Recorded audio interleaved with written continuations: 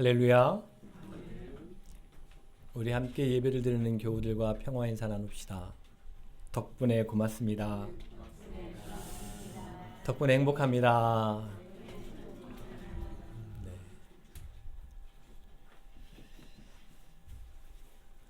은혜 중에 지난 주일에는 전교인 수련회를 마치고 돌아왔습니다. 교회 공동체를 위해서 수고하고 애쓴 모든 교우들께 감사를 드리고, 그리고 하나님의 위로와 그리고 은총과 은혜가 가득하시기를 간절히 기원합니다. 10월 첫째 주일로 저는 기억을 하는데요. 오후 예배 시간에 우리 양무리 교회가 매번 모일 때마다 이런 구호를 외치자라고 말씀을 드렸습니다. 기억하시나요? 제가 매주 만나는 하면 여러분들이 대가족 이렇게 하는 구호였습니다. 우리 한번 해볼까요? 매주 만나는, 세자만 하시면 됩니다. 한번 해보겠습니다. 매주 만나는 좋습니다. 우리 양무리 교회 매주 만나는 대가족으로서의 면모를 더욱더 성숙하게 가질 수 있기를 소망합니다. 주중에 눈에 띄는 기사를 읽었습니다. 10월 8일자의 SBS 기사였었는데요. 이런 제목입니다. 젓가락만 빨지 말고 고기 좀 뒤집어. 그리고 부제는 이런 행위가 내 삶에 부여하는 의미라는 그러한 기사였습니다. 기사 내용 중에 일부분을 소개하면 다음과 같습니다. 연탄재 함부로 차지 마라. 너는 누구에게 한 번이라도 뜨거운 사람이었느냐라는 말을 했던 안도현 시인은 삼겹살을 구울 때 고기가 익기만을 기다리면서 젓가락만 들고 있는 사람은 삼겹살의 맛과 냄새만 기억할 수 있을 뿐이다. 하지만 고기를 불판 위에 얹고 타지 않게 뒤집고 가스레인지의 불꽃을 조절할 줄 아는 사람은 더 많은 경험을 한 덕분에 더 많은 기억을 소유하게 된다면서 제발 고기 좀 뒤집어라 라고 말했다. 좀 귀찮더라도 손 한 번 더 움직이는 작은 변화가 다른 경험을 만들고 그 생각이 다시금 작은 기억을 만들어내서 변화하는 삶, 지긋지긋한 일상에 주는 작고 소소한 감각의 태동일 거란 생각이 들었다. 그리고 무엇보다 다정하다. 누군가를 먹이는 일, 먹이기 위해 요리를 하는 일, 다른 사람에게 뜨거운 사람이 되는 일, 모두가 삶의 의미를 부여하는 하나의 돌봄이다. 모리무라 오사무의 케어의 윤리를 인용한 돌봄의 사회학에서 발췌한 글을 인용하면서 다른 사람을 돌보는 일은 곧 자신을 돌보는 일과 같다. 그 이유는 돌봄이 우리 삶에 의미를 부여하기 때문이다. 돌봄이라고 했을 때 장애인, 노인, 아동, 질환자의 일상활동을 돕는 지원 행위로 좁게 정의하기도 하는데, 넓은 의미의 돌봄은 관계와 노동력을 재생산하는 모든 행위를 의미한다. 따라서 청소, 빨래, 요리, 씻기기, 그리고 정서적 지원 등 관계와 활동을 회복시키는 모든 활동을 돌봄이라는 범주에 두고 있다. 남녀노소, 장애, 비장애, 질환, 비질환 등 개인적 소인의 기인에 요구하고 요구받는 돌봄을 넘어선다. 넓은 의미의 돌봄은 모든 생명이 서로의 삶에 활력을 불어넣는 보편적인 일이다. 라는 기사 내용의 일부였습니다. 이 글이 제게 눈에 띄었던 이유는 다른 것이 아니라 각자 도생의 시대에 사람들이 왜 서로를 돌보며 보듬고 살아가야 하는지, 사람이라면 어떻게 살아가야 하는 것인지 그 이유와 근거를 배울 수 있는 기사였다라고 생각했기 때문입니다. 우리나라 대한민국의 전체 가구 수가 약 2,200만 정도 된다고 합니다. 그 중에 약 800만 가구가 1인 가구라고 해요. 그래서 약 36% 정도를 차지한답니다. 그리고 이 1인 가구 수는 점점점 더 많아지는 추세입니다. 가구 수와 무관하게 각 가정마다 상황과 이유가 다르겠지만 점점 더 부모와 형제 그리고 자매들이 자주 만나지 못하는 시대를 우리가 살아가고 있습니다. 제가 일부 예배를 드리면서 제주도 출신인 우리 전도사님께 제주도에 1년에 할아버지 할머니가 살고 계시는데 외할아버지 외할머니가 살고 계시는데 1년에 몇 번이나 가느냐라고 물으니까 많이 가면 2번 간다더라고요. 예, 많이 가면. 특별한 행사가 있거나 명절에 왕래하는 것도 부담스러워하는 시대라는 것을 우리가 더 이상은 부정할 수 없습니다. 그런데 중요한 것은 그럼에도 사람은 서로 관계를 맺으면서 살아가는 존재라는 것이죠. 사람 인자라는 한자 여러분들이 잘 알고 계실 겁니다. 이러한 사람살이의 상황을 정확히 표현하고 있는 서로 기대고 있는 모양이 사람 인자의 의미죠. 사람은 서로 기대고 서로 의지하고 서로 도움을 주고 서로 보탬을 받으면서 살아갑니다. 이것은 결코 부정할 수가 없습니다. 누군가의 도움과 역할 없이 우리가 살아가는 모든 일상은 유지될 수 없다고 해도 과언이 아니죠. 다양한 이유로 점점 더 각자 도생하면서 살아갈 수밖에 없지만 그럼에도 인간관계를 유지하면서 그 속에서 희로애락을 경험하고 그리고 성숙해져 가고 그리고 행복을 만들며 보람을 얻고 그렇게 살아가기 위해서 어떻게 해야 할까? 사실은 이것이 저의 기도 제목이고 목회자로서 가장 큰 숙제 중에 하나입니다. 그래서 교회 공동체가 이 역할을 하면 좋겠다. 예수 그리스도의 신앙을 고백하는 교회 공동체만이 이 역할을 할 수 있고 이 21세기 흩어져가는 시대에 오히려 하나로 그리고 가족으로 살아가야 한다라는 이야기죠.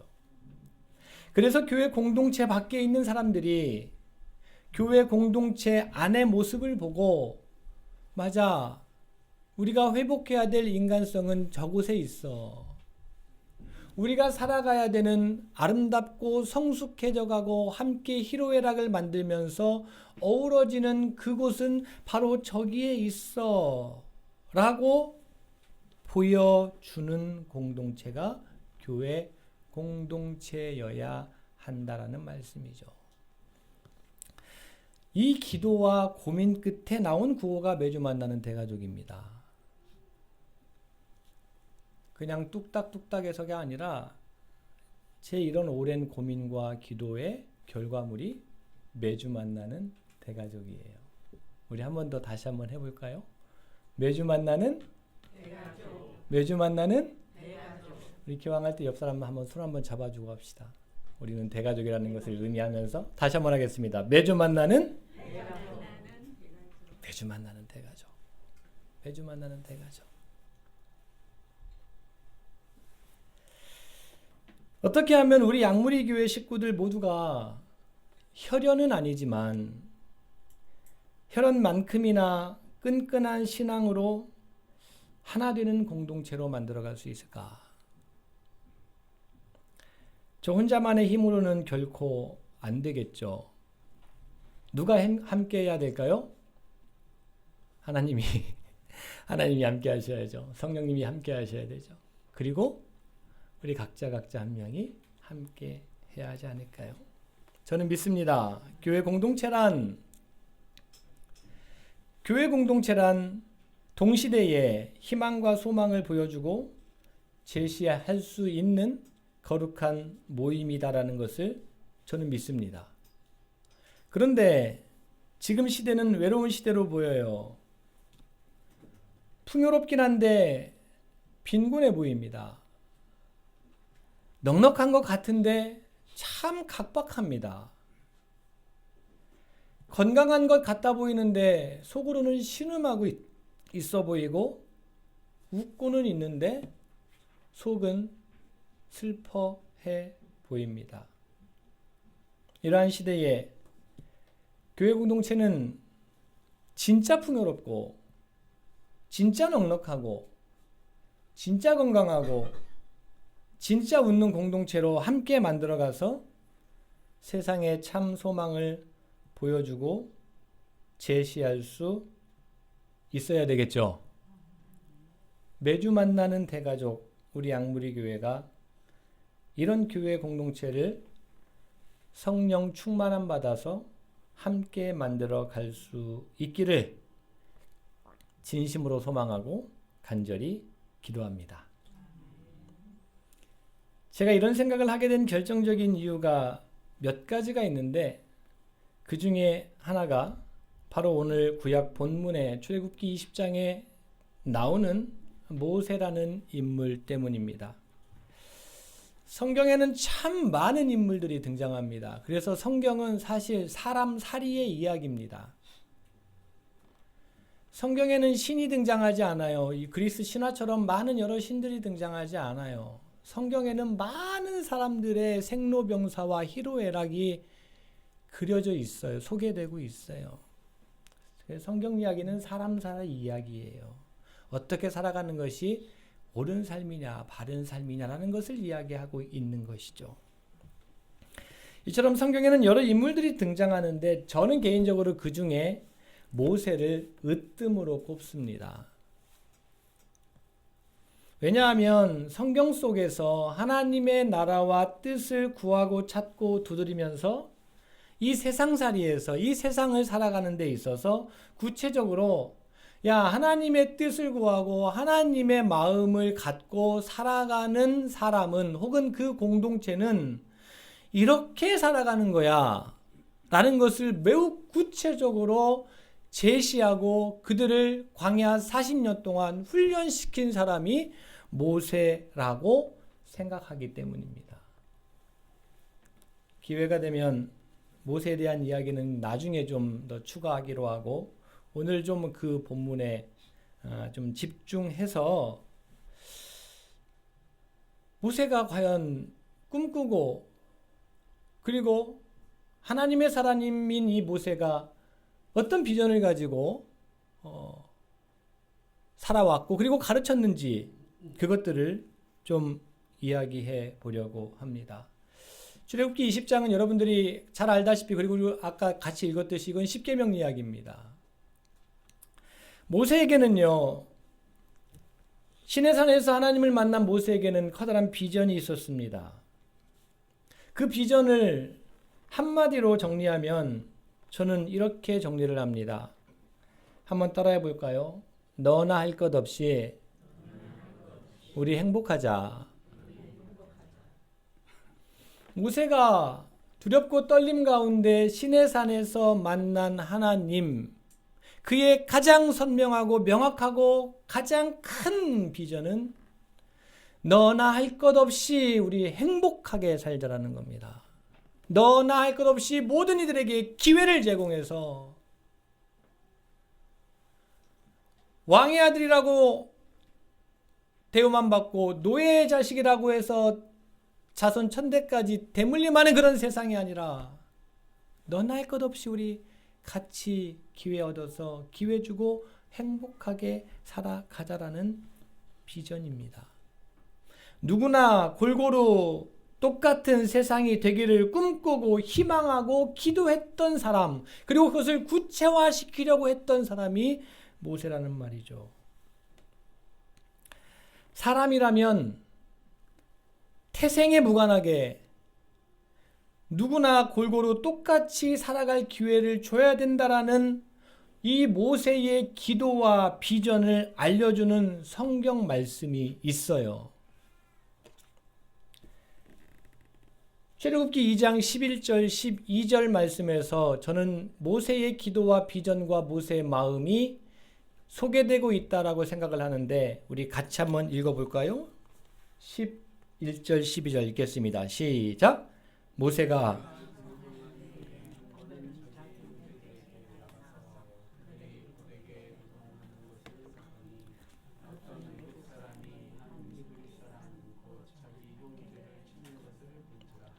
좌우를 살펴 사람이 없음을 보고 그 애굽 사람을 쳐 죽여 모래 속에 감추니라.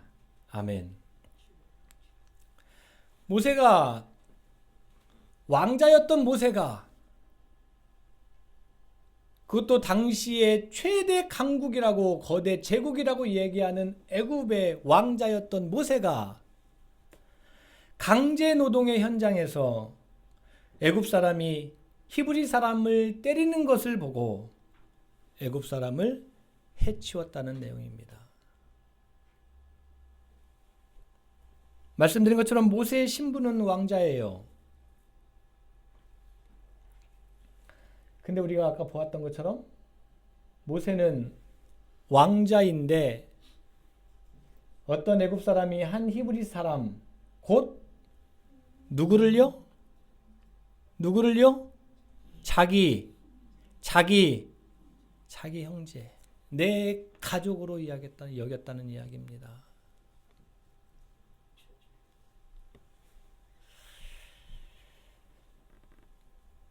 내 가족의 아픔으로 보았다는 거예요.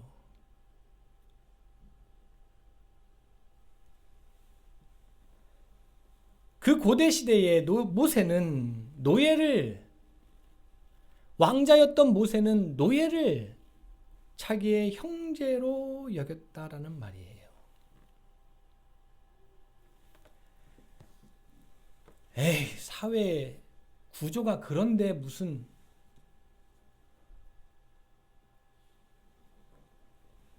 노예도 누군가의 귀한 자식이니까 그 노예도 골고루 똑같이 인간다운 삶을 살아갈 수 있는 기회를 줘야 된다는 생각 때문에 박해하는 사람을 모세는 그냥 두고 볼 수가 없었다는 이야기입니다.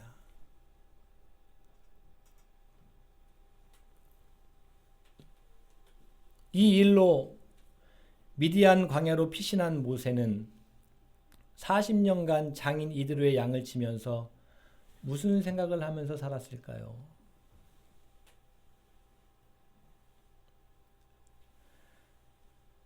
태어난 게 천에서 그 사람을 무지막지하게 박해하는 사람을 쳐 죽일 만큼의 생각을 가지고 있었던 모세가 40년 동안 장인 이드로의 양을 치면서 무슨 생각을 하면서 살았을까요? 하나님께 상달될 만큼 애굽에서 고된 노동으로 말미암아서 탄식하며 부르짖는 이스라엘 자손들의 울부짖는 소리들을 모세도 전에 들으면서 모세는 무슨 생각을 하면서 살았을까요? 고된 노동으로 죽을 수밖에 없는 이스라엘 자손들을 골고루 똑같이 행복하게 살아갈 수 있기를 하나님께 기도하고 어떻게 하면 그렇게 될 수 있을까? 그 방법을 끊임없이 구상하고 계획하고 그들을 기록해가면서 수정해가면서 그렇게 살아가지 않았을까요? 모세는 40년을 미디안 광야에서 이것 하면서 보낸 사람입니다. 그리고 마침내 하나님께서 그 모세를 만나 주시죠. 왜 하나님께서 모세를 만나 주셨을까요? 여러분들은 안 궁금합니까? 모세는 특별히 예정되었으니까 그렇게?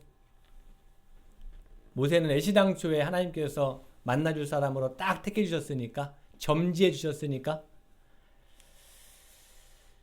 저는 물론 하나님께서 모세는 하나님의 은혜로 부름을 받았지만 저는 이렇게 생각합니다.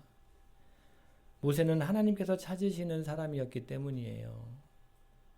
사람을 통해서 일하시는 하나님께서 준비된 사람, 하나님의 마음을 가진 사람,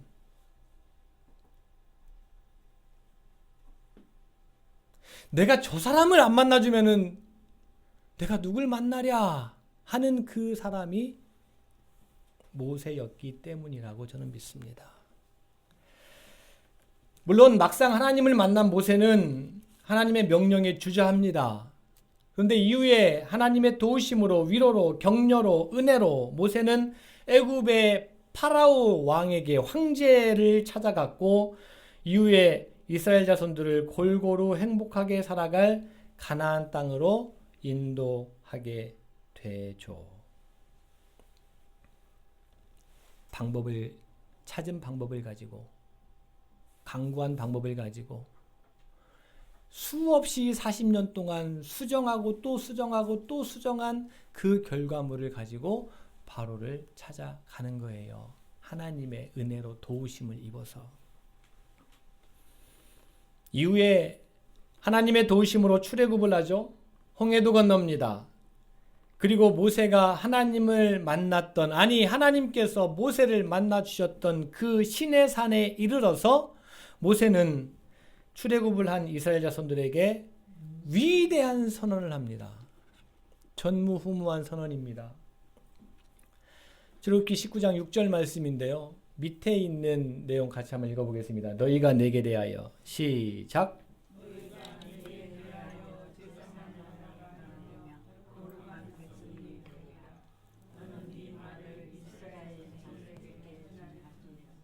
아멘. 하나님께서 모세를 만나주셨던 하나님께서 모세 한 개인이 아니라 이제 확장시키셔서 너희가 출애굽한 너희가 목숨 걸고 출애굽한 너희가 애굽 문화에 젖어서 거기서 어떻게 하면은 콩고물이나 좀 얻어 먹을까 생각하지 아니하고 하나님의 은혜로 새하늘 새 땅에서 하나님의 마음과 하나님의 뜻을 가지고 새롭게 펼칠 세상을 용기를 가지고 목숨 걸고 나온 그들을 향해서 너희가 이제는 나에 대하여 하나님에 대하여 제사장 나라가 되고 거룩한 백성이 될 것이다. 너희들의 용기가 너희들의 믿음이 결코 헛되지 않으리라 라는 위대한 선언을 합니다. 그게 출애굽기 19장의 이야기예요. 그러고 나서 오늘 본문이 이어집니다. 출애굽기 20장이요. 신명기라는 말씀, 십계명이라는 말씀이 그냥 10가지 계명이 한해서 툭 떨어진 게 아니라 과정과 흐름과 맥락이 있다라는 말씀을 드리고 싶어서 앞에까지 이렇게 쭉 이야기를 한 거예요. 따라서 십계명은 우리가 같이 읽었던 제사장 나라가 되고 거룩한 백성이 되려면 반드시 지켜야 되는 법이라는 이야기입니다. 바꿔서 읽으면 십계명을 지킬 때 비로소 제사장 나라가 되고 거룩한 백성이 될 수 있다라는 말이 되기도 합니다. 십계명을 지켜내면서 세상을 변화시켜 나가야 한다는 말이기도 합니다. 오늘날 한국교회가 십계명이 많이 사라졌습니다. 예수 그리스도의 보혈의 십자가가 강조되다 보니 십계명은 사라졌어요. 그런데 오늘 마가복음 12장에서도 보면 예수님께서 이 계명을 지키는 것이 얼마나 중요한지 서기관에게 이야기하는 내용을 우리는 확인할 수 있습니다.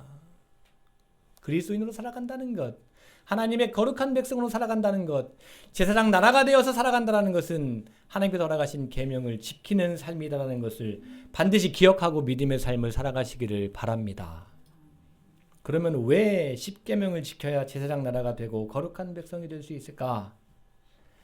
제사장 나라가 된다는 것이 무엇을 말하고 거룩한 백성이 된다는 것이 무엇을 말하는 것인가? 십계명을 지켜서 어떤 세상을 어떻게 변화시켜 나가라고 하나님은 말씀하시는가? 그거 정도는 우리가 하나는 생각해 봐야 되겠죠. 이에 대한 근본적인 대답을 하나님은 모세에게 주신 십계명에서 명확하게 이야기하십니다. 출애굽기 20장 2절 말씀인데요. 우리 2절 말씀 같이 한번 읽어보겠습니다. 나는 너를 같이 읽겠습니다. 주보에 있습니다. 시작. 나는 너를 애굽 땅 종되었던 집에서 인도하여 낸 내 하나님 여호와니라. 나는 너를 애굽 땅 종되었던 집에서 인도해 낸 너의 하나님 여호와니라라고 말합니다. 하나님이 어떤 분이신지, 왜 십계명을 주셨는지, 십계명을 지킨다는 것이 무엇인지, 십계명의 정신이 무엇인지, 십계명 지켜서 뭐 하자라는 것인지 그것을 선명하게 알려주시는 말씀이 출애굽기 20장 2절의 말씀이라는 거예요. 그것이 뭐예요? 노예에서의 해방입니다. 뭐라고요?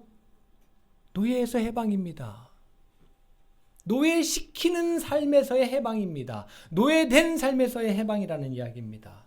그 누구도 누구를 노예 삼지 말라는 이야기입니다. 십계명을 지킨다라는 것은 그 누구도 누구를 노예 삼지 말라는 거예요. 누구도 누구보다 존귀하지 않다는 말입니다. 모든 이들이 똑같이 존귀하다는 말입니다. 십계명의 정신은, 십계명을 지키라고 하신 이유는, 그리고 십계명에서 가르치고자 하는 이유는, 이 내용은 너나 할 것 없이 모두가 똑같다는 겁니다. 그리고 그것을 전제 조건으로, 아니 큰 주제로, 나는 너를 애굽 땅 종되었던 집에서 인도해낸 하나님이다 라고 선언하시는 말씀입니다. 따라서 십계명을 지킨다는 것은 누구나 골고루 행복하게 살 수 있는 기회를 마련하는 삶을 이야기합니다.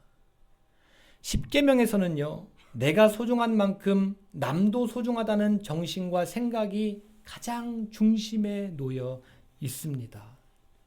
여러분 한번 생각해 보세요. 모든 피조물들이 골고루 너나 할 것 없이 행복하게 살아가기를 누가 가장 원하실까요? 누가 원하실까요? 당연히 온 우주 만물을 창조하신, 만드신 여호와 하나님이죠. 이 땅에 있는 모든 부모들은 자녀들이 누구나 골고루 똑같이 너나 할 것 없이 행복하게, 자손들이라면 다 그렇게 살기를 원합니다. 똑같은 이치죠. 이게 십계명에 담겨있는 기본적인 정신입니다. 이 기준 가지고 오늘 십계명 말씀을 하나하나 길게 하면 오늘 내로는 안 될 것 같고요. 하나하나 잠시만 생각해 보도록 하겠습니다. 자, 십계명 중에 가장 첫째 계명이 하나님 외에는, 그 하나님 외에는 다른 신들을 내게 두지 말라고 하십니다. 따라해 봅시다. 첫째는 그 하나님 외에, 그 하나님 외에 다른 신을 두지 말라. 그 하나님이에요. 애굽 땅 종되었던 땅에서 너희를 구원해 내신 바로 그 하나님, 그 하나님 외에는 다른 신들을 두지 말라는 거예요. 왜? 모든 피조물들이 행복하기를 바라시는 바로 그 하나님, 그 하나님보다 더 큰 하나님은 없기 때문이에요. 그것보다 더 큰 가치는 없기 때문입니다. 바로 그 하나님, 모든 피조물들을 동일하게 사랑하시는 그 하나님 외에 다른 신을 두지 말라는 이야기를 하고 계십니다. 두 번째는 어떤 특별한 우상물 만들어서 그 우상에게 절하는 특별한 존재가 되려는 생각 자체를 버리라고 이야기합니다. 한번 생각해 보십시오. 여러분, 누가 더 웅장하고 멋진 우상물을 만들 수 있을까요?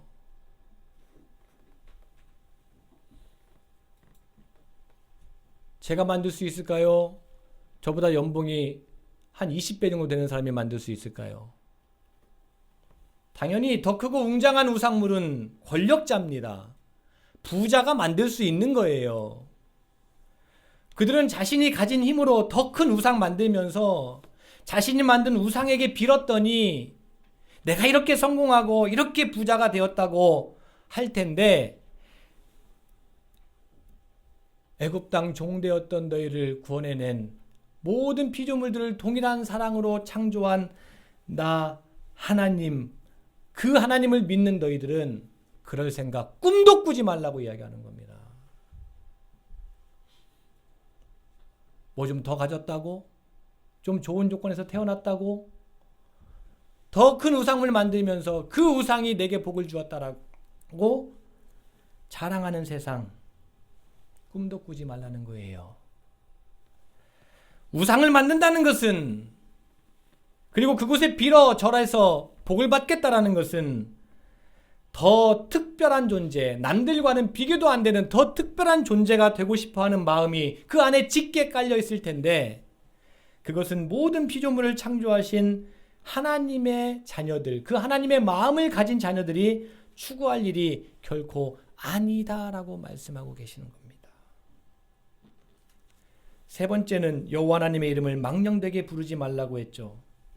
이 세 번째 계명은 첫 번째, 두 번째 계명과 맞물리는 계명인데, 하나님을 아전인수격으로 해석해서 함부로 가르치거나 말하지 말라는 경고의 말씀입니다.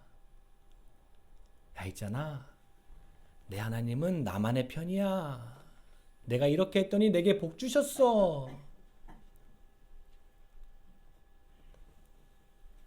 노예 삼지 말고 차별하지 않으시는 공평하신 하나님을 자신만의 특별한 하나님으로 착각하지 말라는 경고입니다.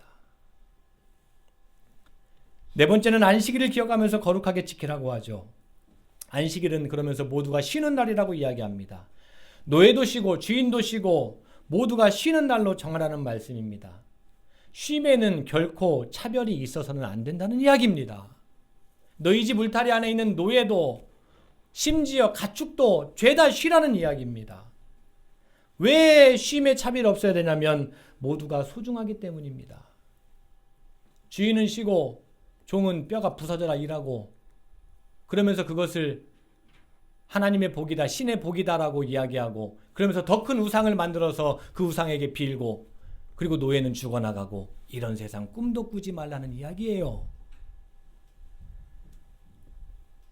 다섯 번째는 너의 부모를 공경하라고 하십니다. 왜 부모를 공경해야 될까요? 이 세상에 그 어떤 종교도 부모에게 불효하라고 가르치는 종교는 없습니다. 그러면 너의 부모에게 효도하라는 의미로서의 이 계명이 기독교의 계명일까요? 물론 그것도 포함이 되죠. 그런데 이 말씀은 부모는 자녀들에게 하나님을 제대로 가르치고 전해야 되는 존재라는 숨은 의도가 있습니다. 자식은 부모에게 배웁니다. 그래서 자식은 부모의 거울이라는 이야기가 있죠. 부모는 자녀들을 양육하는 책임이 있습니다. 신앙 양육도 포함됩니다. 하나님에 대한 그 부모의 가르침을 거부하면서 제멋대로 살지 않고 믿음의 후손들은 진짜 여호와 하나님 신앙을 이어가야 한다. 그 부모를 공경하며 그 부모의 신앙의 가르침에 순종하는 삶이 복받는 삶이다라고 계명은 이야기하고 있는 겁니다. 이후에 살인하지 말라, 간음하지 말라, 도둑질하지 말라, 너희 이웃에 대해서 거짓 증거하지 말라, 내 이웃의 집을 탐내지 말라. 이 계명 모두 다 천부 인권을 존중하면서 타인의 생명과 소유물을 함부로 빼앗거나 침탈하지 말라는 말씀이고, 그렇게 하는 자들이 너희 공동체 안에 있다면 반드시 심판에서 틀린 것은 고치라라는 말씀입니다. 누구나 골고루 행복한 것이, 너나 할 것 없이 행복한 것이 여호와 하나님의 가장 큰 소망이고 가장 큰 바람일 텐데, 그 일은 여호와 하나님의 자녀들을 통해서 이루어진다라고 이야기하시면서 말씀하신 10가지의 계명입니다. 사랑하는 양무리 여러분, 저는 우리 양무리 교회가 하나님의 자녀의 면모를 점점 더 성숙하게 갖춰가기를 간절히 소망합니다. 10계명의 정신을 잘 살려서 교회 안팎으로, 어디로요? 교회 안팎으로 10계명을 잘 지켜나가는 그러한 우리 교회 공동체가 되기를 소망합니다. 10계명의 정신은 너나 할 것 없이 행복하게 살아가는 것이고 서로가 그렇게 만들어가는 것이기 때문입니다. 10계명의 정신을 지키는 삶을 오늘날로 바꿔서 말하면, 매주 만나는 대가족을 어떻게 하면 우리가 행복하게 만들어 가서 실현시켜 나가는 것이냐 하는 것입니다. 부디 우리 재직들과 우리 교우들이 올해를 마치고 내년에는 조금 더 성숙하고 성장해서 어떻게 하면 우리 교회가 10계명 정신을 지키면서 매주 만나는 대가족으로서의 면모들을 갖춰나가는지, 그 구체적인 방법들을 우리 재직들과 교우들이 함께 찾아가면서 하나의 교회 공동체 프로그램이 아니라, 양무리 교회 하면 맞아, 저 교회는 정말 매주 만나는 대가족이지, 외로운 시대에, 아픈 시대에, 각박한 시대에 저 교회가 희망이 있어 라고 인정받을 수 있는 그러한 교회 공동체를 위해서 구하고 찾고 두드리며 나아가는 매주 만나는 우리 양무리 교회가 되기를 주님의 이름으로 간절히 축원합니다. 오늘 주신 말씀 생각하면서 내가 우리 양무리 교회에서부터 지켜야 될 10계명, 내가 우리 양무리 교회 안에서부터 매주 만나는 대가족으로 만들기 위해서 해야 할 수 있는 일, 그것이 무엇이 있는지를 우리 잠시지만 조용히 기도하면서 묵상하는 시간 갖도록 하겠습니다.